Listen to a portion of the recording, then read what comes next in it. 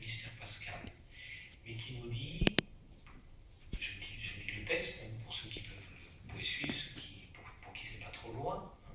cela ne vaut pas seulement pour ceux qui croient au Christ, la participation au mystère pascal,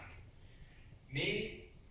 bien pour tous les hommes de bonne volonté, dans le cœur desquels invisiblement agit la grâce. En effet,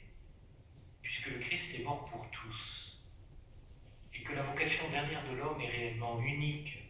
à savoir divine, nous devons tenir que l'Esprit Saint offre à tous, d'une façon que Dieu connaît, la possibilité d'être associés au mystère pascal. Alors je m'arrête un tout petit peu sur ce texte-là qui est très dense et qui en même temps est très important. C'est comme une espèce de paragraphe 22. Quand nous contemplons ce que Dieu nous dit de lui-même dans la parole, dans les actes, dans la vie et dans la mort de Jésus-Christ, nous croyons ce que nous dit l'Église, que nous sommes associés à la puissance de son amour en étant plongés avec lui dans sa mort et sa résurrection par le baptême. Et donc nous, sans doute la grande majorité d'entre nous, si c'est l'exclusive, si tous nous sommes baptisés, nous croyons que nous participons à l'amour du Christ et qu'il nous est donné de l'accueillir et de l'aimer,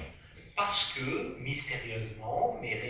réellement, en ayant été baptisés et en vivant de notre baptême, il nous est donné de participer au mystère pascal. Et notre réponse chrétienne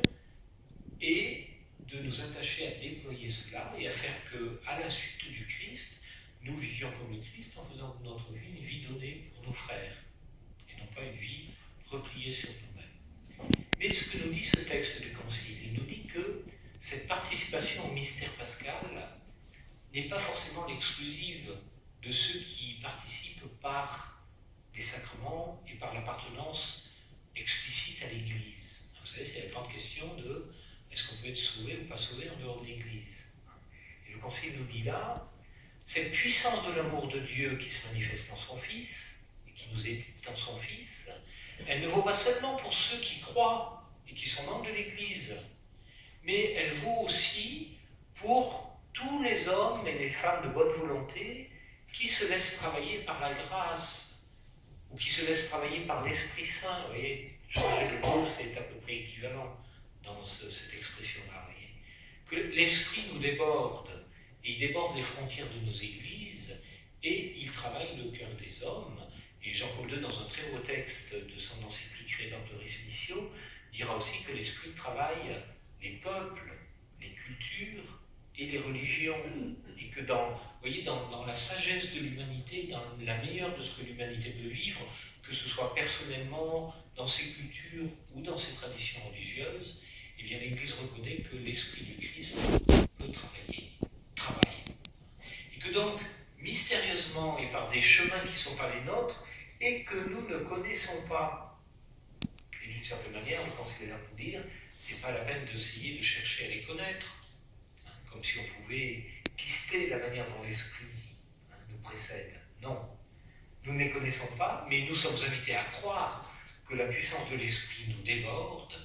et que donc il peut être donné à beaucoup de participer au mystère pascal, même s'ils ne le confessent pas parce qu'ils n'en ont pas eu la proposition, et donc ils n'ont pas eu à se situer par rapport à ça, et même s'ils ne confessent pas éventuellement parce qu'ils ont eu la proposition, mais que cette proposition, ils la refusent, parce que cette proposition, elle est comme parasitée, peut-être parce qu'ils vont estimer être des contre-témoignages, ou des blessures, ou des souffrances, ou des difficultés, ou des obstacles dans leur vie, qui vont les empêcher, pendant tout un temps au moins, de consentir à cette proposition de l'amour du Christ manifesté dans son mystère pascal.